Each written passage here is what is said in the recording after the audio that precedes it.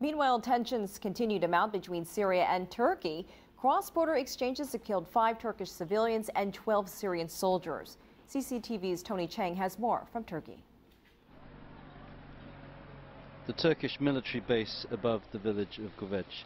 3 weeks ago, Syrian mortars fell close by. The Turks responded with heavy artillery.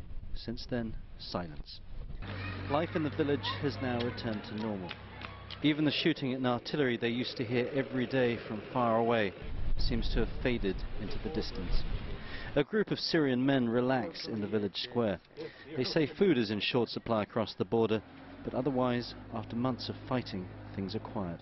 Now it's more safe because the Free Syrian Army is controlling the ground area, but the government forces have a base between Hama and Idlib, and they're using that base to shell with artillery or rockets. In the far distance across the border, a Free Syrian flag flies.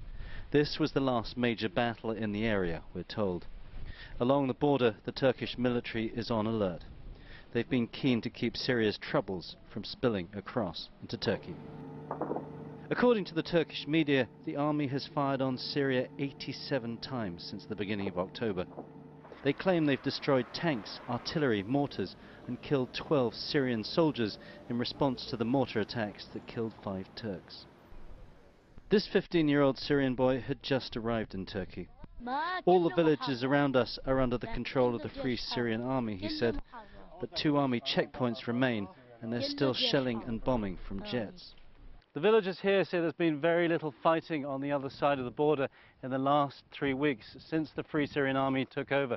The government forces appear to have retreated further inside Syrian territory to their bases, but behind them they've left landmines and a policy of scorched earth, burning farmland and farmhouses as they go. According to Abdul Qadir, another villager, the Syrian army have left minefields around their former strongholds and torched the mountainside in their wake. They burnt our farms and farmland as they retreated in retaliation, he told me.